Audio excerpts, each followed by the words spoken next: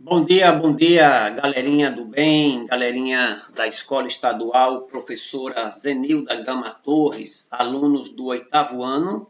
Estaremos na oportunidade trazendo uma aula de geografia e a nossa temática de hoje é o México, tá certo? Estaremos abordando este país da América do Norte. Vocês sabem que a América do Norte, geograficamente falando, ela é composta pelo Canadá, Estados Unidos e na parte sul da América do Norte, lógico, você tem o México, tá certo? Então, estaremos falando sobre este país, que é um país subdesenvolvido, não é um país rico, não é considerado um país desenvolvido, embora que esteja pregado, faz limite com os Estados Unidos, tá bom? Então, vamos estudar o nosso querido México. Então, quando pensamos no México, logo vem à mente, e aí principalmente do público feminino, as novelas, né, as novelas mexicanas, as novelas do SBT, né, que já repetiram por muitas e muitas vezes, mas mesmo assim continuam sendo transmitidas, reprisadas, e o pessoal não deixa de assistir novelas como Rubi, como Betty a Feia, como Maria do Bairro, a Usurpadora, né? A Madrasta e por aí vai. Aquela famosa novela, aí é misturado com série Rebeldes, né, as Chiquititas, são realmente programas televisivos que nos revelou, ou então fez com que o México ele se tornasse muito mais conhecido aqui no Brasil. Mas o que mais tornou o México conhecido aqui no Brasil foi justamente o seriado do Chaves, né? Então, que por vários anos, o SBT exibiu, acredito que foi o SBT, exibiu este seriado por muitos anos. Então, raríssimas pessoas, como o professor que fala com vocês, não assistiu todos os episódios do Chaves, né? Eu talvez assisti uns 2 ou 3, mas tem gente que imita, sabe dos trejeitos, das frases de efeito de cada um desses personagens. Eu não consegui nem sequer aprender o nome de cada um direito, né? Mas não critico quem assistiu e quem assiste. Na verdade, é um tipo de humor, digamos assim, não vou dizer que é puro, mas um tipo de humor legal, sem apelação, sem ideologia de qualquer tipo de coisa. Então, é um seriado muito legal, tá certo? Aqui nós temos algumas cantoras, cantores e que, na verdade, fizeram e fazem sucesso no Brasil, como a própria Thalia e a Dulce Maria, e entre outros cantores que empolgam, né, a juventude da nossa querida nação. E aí vamos começar a entrar e falar aqui de alguns dados mais específicos e dados gerais do México, né? Faz parte da América do Norte, como vocês estão vendo aqui, ó. Tá aqui o México, aí tá aqui os Estados Unidos, e aqui você tem o Canadá. Aqui para baixo você vai ter a América Central, e aqui você vai ter a América do Sul. A capital do México é a Cidade do México, né? Não confunda, você tem um país formado por vários e vários estados, e tem uma cidade, é a capital do país, é uma cidade muito antiga, nela é onde você vai encontrar as ruínas, né, da antiga civilização dos astecas, né, a cidade sagrada, na cidade de Tenochtitlan, e você tem a cidade do México com aproximadamente, acho que um pouco mais, a cidade do México de 20 milhões de habitantes. É uma grande metrópole, a metrópole mexicana, tá certo? Faz parte de um bloco econômico chamado NAFTA, que nós vamos estudar um pouco mais na frente.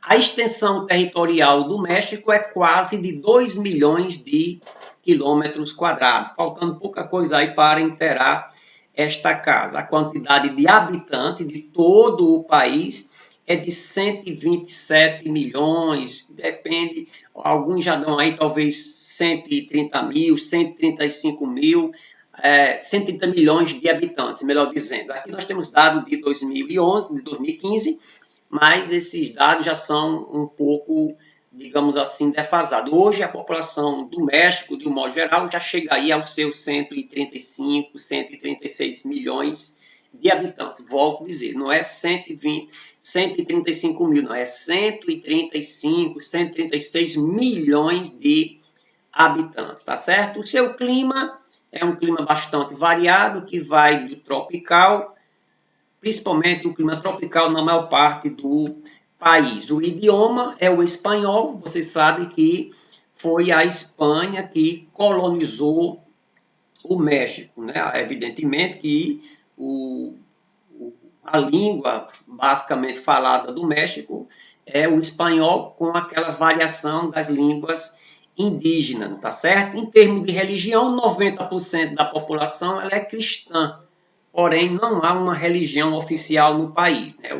Na verdade, lá o país é um país laico, não tem assim uma religião oficial. É como também acontece no Brasil, né? Grande parte da população brasileira é católica, mas isso aí não está, digamos assim, oficializado na nossa Constituição, tá certo? A moeda é o peso mexicano e o sistema de governo é o sistema republicano federal presidencialista, é o mesmo do Brasil, né? Temos um presidente. Ok. Aqui nós temos, apenas para a gente dar uma olhada, na divisão do México por estados, né? Nós temos, quando a gente estuda aquelas civilizações, os maias, aí você tem aqui, né, o estado de Yucatán, mas também é uma península com o mesmo nome, Chiapas, né? Os Zaratecas, Durango, né? E aqui Sonora, a Baixa Califórnia do Sul. Então, essa partezinha aqui, que é também do México, né? Você vai ter todos esses estados, Novo Leão, São Luís, você vai ter Veracruz, né? Guerreiro, são alguns estados, né, do México, que só para vocês darem aí uma conhecida, né, para ficar mais assim na memória de vocês, tá certo? Ok. Vamos ver só mais um pouquinho sobre a população mexicana. Grande parte da população mexicana ela é mestiça. Quando eu falo em mestiça, é que ela é uma mistura entre brancos e índios, principalmente, ou entre brancos e negros, que é menos, né? Então, grande parte da população mexicana, ela ou é mestiça, tem uma quantidade, lógico, também de branco, mas também tem uma grande quantidade de indígena, principalmente na parte sul do país, naqueles estados de Chiapas e de Yucatán. 79% da população mora em cidades, apenas aqui, inclusive, esses dados não são tão atualizados como se fosse agora, do ano passado, de agora, mas aproximadamente 80% da população do México mora nas cidades. Apenas aí 20% mora nas comunidades, na zona rural. Aí aqui eu já coloquei cidade, a cidade do México tem mais de 20 milhões de habitantes. Outras importantes cidades do México, você vai ter a cidade de Monterrey e a cidade também de Guadalajara. São as principais cidades mexicanas. Vamos lá. Aqui eu coloquei só alguns comparativos, né, entre Brasil e o México, né? Por exemplo, a população do Brasil hoje é de aproximadamente 211 milhões de habitantes. A do México, né, mais atualizada, está aí entre 35 e 36 milhões de habitantes. População que mora na zona rural, no Brasil nós temos 15%, lá nós temos ainda na faixa de 20, 21, 22%. A população urbana do Brasil vai para mais de 84%, no México vai chegar aí por volta de 79 a 80. A densidade demográfica, que é a quantidade de pessoas que moram em cada quilômetro quadrado, no México vai chegar aí próximo dos 60, no Brasil é de 22 habitantes por quilômetro quadrado. A maior cidade, né? Você vai ter aqui a cidade de São Paulo, né? Tá certo? A cidade de São Paulo aqui vai apresentar com 12 milhões de quilômetros, 12 milhões de habitantes e a cidade do México com 8.851.000.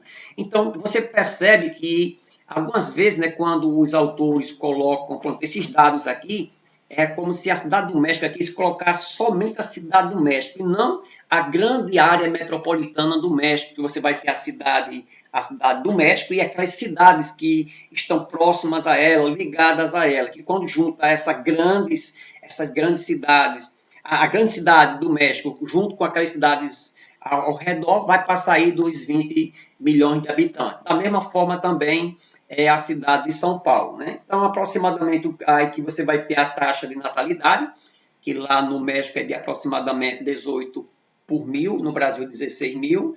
A taxa de mortalidade é 5 a cada 1.000 pessoas, no Brasil é 6. E aí tem um dado aí de celular que a gente não vai colocar, né? Mas é uma ideia de quanto o uso de pessoas, aproximadamente 76% da população a cada 100 pessoas tem acesso ao celular, né? Já chega aí perto dos 80%, no Brasil vai chegar perto dos 90% e por aí vai. Ok, vamos a um pouquinho da história, né, do México, né? Os primeiros habitantes do México foram os maias, foram os astecas, que foi a principal civilização, né? Tivemos os toltecas, os mixtecas, zapotecas e os tiuanacos. Foram as principais civilizações, povos indígenas que habitaram o México antes da chegada dos colonizadores, né? Como nós já tínhamos visto antes, a Espanha foi quem explorou o México, não foi aquela colonização de povoamento para dar crescimento, para povoar, mas foi aquela colonização mesmo de exploração, para matar o índio, para escravizar o índio, para expulsar o índio das suas terras, que foi realmente isso que aconteceu no México, tá certo? A independência do México, ela aconteceu no dia 27 de setembro de 1821. É quando, lógico, o México ele se declara, digamos assim, independente, né? Foi quando houve a sua independência, né? Quando eles quebram, digamos assim, os laços com a Espanha, quando ela deixa de ser apenas uma terra pertencente à Espanha para passar a ser um país independente, tá certo? E aí nós tivemos também uma... Sim, aí para acontecer essa independência foram aí um bocado de tempo, né? 11 anos de luta, de peleja, de revolução.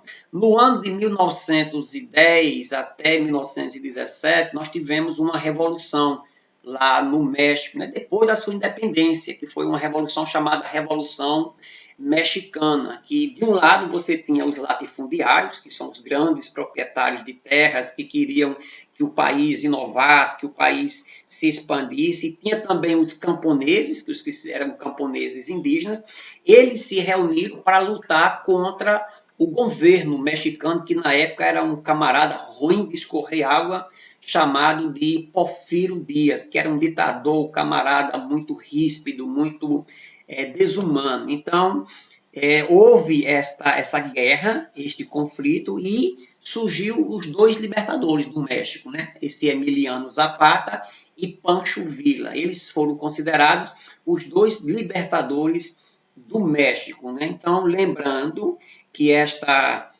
revolta, que houve essa liberdade aí, foi por volta do até o ano de 1917, por aí, começando mesmo aí, é conhecida como a Revolução de 1910.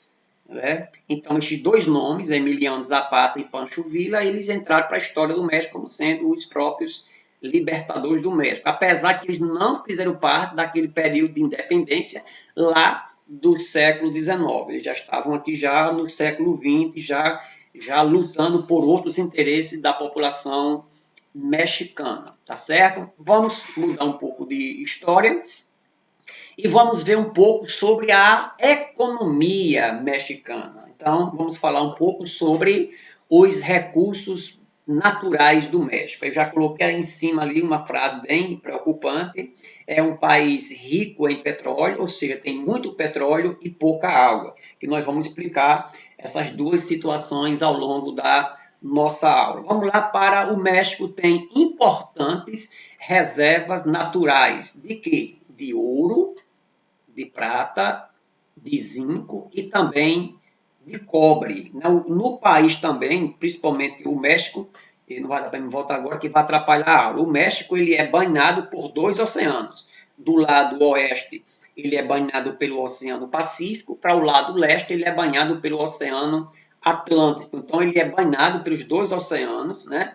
E nas costas, né, lá do México, ele vai ser agraciado com muitos cardumes de pescados, né? Então você vai ter muito peixe, você vai ter a sardinha, você vai ter o tubarão, você vai ter o atum e também a lagosta. Então são pescados valiosos tanto para a economia do México local como também para a venda, né? Em torno da pecuária, os dois principais gado do México, você vai ter o gado bovino e você vai ter o gado suíno, que são os porcos. Né? E não estranhe porque eu chamei os porcos de gado. Né? É um gado, sim, agora é um gado suíno. Os boi, vaca, touro são chamados gado bovino. Da mesma forma, você vai ter o gado caprino, você vai ter o gado ovino, o gado equino, que é os cavalos, e por aí vai. Na agricultura, você vai ter o milho, que é basicamente a base da alimentação do mexicano, isso aí desde o período lá daqueles famosos impérios, daquelas famosas civilizações aborígenes, indígenas. Você vai ter o feijão, as batatas, vários tipos de batatas que eles conseguem produzir, pimenta e também abacaxi, né? E você vai ter a questão ainda na economia mexicana, você vai encontrar um país rico em petróleo e gás natural, principalmente ali no Golfo do México. É produzido bastante petróleo e gás natural. Né? Eu não falei aqui no início, eu botei só lá na abertura aquele famoso chapéu mexicano, o famoso sombreiro, né? E tem uma bebida mexicana, uma espécie de pinga, que é muito conhecida mundialmente, que é a chamada tequila, né? É uma bebida muito conhecida no país, né? Apesar que não é muito aconselhável. Vamos lá. Então, agora vamos falar um pouquinho da falta d'água, né? Porque quando eu estou aqui falando de falta d'água, é aquele tipo de água mais potável, apesar que falta água para outras atividades. Então, quais são as causas, né, dessa falta d'água que acontece no país? Primeiro, são as chuvas irregulares, né? Apesar do país estar em uma região intertropical, que poderia chover bastante, mas as chuvas são irregulares, não chove com constância e isso dificulta, né, a aquisição, o acúmulo de água. Outra questão complicada é a contaminação dos aquíferos, ou seja, a água subterrânea, o lençol freático do México é muito contaminado com atividades industriais. Então, isso é uma coisa muito preocupante. Além de ter pouca água, a água que tem em alguns poços, a água a água é complicada, é contaminada com esses dejetos industriais e por aí vai, né? Aí temos agora a respeito das terras agricultáveis pouco aproveitadas. Então, em virtude da baixa quantidade de água, é que grande parte das terras mexicanas elas não são cultivadas, porque não tem rios, não tem grandes rios, tem o famoso grande rio, que divide o México com os Estados Unidos, ali na parte norte, e outros rios menores, mas não são rios de grande expressão. Então, isso dificulta a aquisição da água. Então, eu coloquei aqui, ó, o México vive uma crise de abastecimento de água. Uma série de causas, como terremotos, os recortes de investimento feito pelo governo neste setor, a contaminação dos lençóis freáticos e as reservas aquíferas e o uso, né, de válvulas para redistribuição da água por moradores. vem causando um sério problema de escassez. Essas válvulas, o que eu pude entender é que existe uma espécie de desvio da água, de uma água que passa possivelmente em tubulações, então acontece o desvio dessas válvulas que são destinadas para determinada localidade e ali os moradores conseguem, de uma certa forma, desviar aquela água, como nós conhecemos aqui na nossa região, pelos famosos gatos. Né? Então eu sei que acontece muito isso. E outra é aquelas questões dos terremotos, isso aí abala a questão das adutoras e por aí vai, tá certo? E outra coisa interessante é que aproximadamente 15% da população que mora na cidade do México, olha só, 15%, a capital do país, está sem água em casa. Isso aí são dados novos que eu vi recentemente. Né? Então, imagine só uma cidade com essa quantidade absurda de habitantes, 15% dessa cidade não ter acesso à água nas torneiras, digamos assim. Estima-se que as regiões como Xochimilco, há pessoas que vivem com acesso de água limitado entre 20 a 50 litros de água por dia. Se você for observar, é pouco mais do que um banho que a gente toma, 1 ou 2 banhos. E aí, o restante da água para a gente utilizar para fazer outras coisas. É por isso que a gente, brasileiro, a gente é muito privilegiado, né, com a questão do uso da água, da quantidade da água. E se o brasileiro já é privilegiado, imagine nós, a audiência, que somos privilegiados dentro do Brasil. Né? Você já sabe disso, né? Talvez você que me escuta agora e me vê agora, talvez com essa aula eu estou postando no canal, daqui a pouco essa aula ela é compartilhada e chega a uma fronteira que a gente nem sequer imagina. Mas nós que moramos aqui na cidade de Apodi, município do Rio Grande do Norte, é uma das únicas cidades do Brasil que a gente toma banho com água mineral, a gente lava a calçada com água mineral, a gente lava carro com água mineral, então é um luxo do tamanho do mundo, né? Mas não é porque isso acontece que a gente deve, digamos assim, relaxar na preservação. Devemos realmente cuidar desse líquido tão precioso, né? Porque apenas 2,5% de toda a água do nosso planeta é água doce. E desses 2%, apenas 0,3% você tem essa água líquida e propícia para beber, água potável, porque o resto você encontra nas geleiras ou então você encontra no subsolo. Então, por isso devemos zelar, cuidar deste líquido tão precioso. Vamos ver agora para a gente encerrar um pouco sobre o México no NAFTA. O NAFTA é um acordo econômico, é um bloco econômico formado entre Estados Unidos, Canadá e México, né? Que traduzindo significa Acordo de Livre Comércio da América do Norte. O autor vai colocar aqui, ele foi assinado em 1993 e o autor não vai colocar, ele colocou logo aí por cima, mas quando foi assinado esse acordo, né, para a criação do NAFTA, digamos assim, a partir desse momento, as empresas, as indústrias norte-americanas, elas invadiram o México, as famosas maquiladoras. Né? Então, são indústrias, muitas vezes, dos Estados Unidos, que vão para o México, se instalar no México para pegar mão de obra barata, matéria-prima barata, e depois os produtos retornam para os Estados Unidos. Né? Então, os Estados Unidos, de besta, não tem nada, tá certo? Então, você vai ter essas empresas que eu já comentei aqui, né? Essas empresas instaladas em áreas industriais, situadas principalmente no norte do país, para ficar mais próximo dos Estados Unidos, elas trabalham para as multinacionais, sobretudo as dos Estados Unidos, né? Como já havia dito, ou seja, elas fabricam produtos com baixos custos para as indústrias lá dos Estados Unidos. Né? Então, o NAFTA, vamos lá, União Europeia, é apenas uma zona de livre comércio, sem a interação política, passaporte único, livre circulação de pessoas e parlamento. Né? Então, é o NAFTA. Deixa eu explicar aqui para vocês.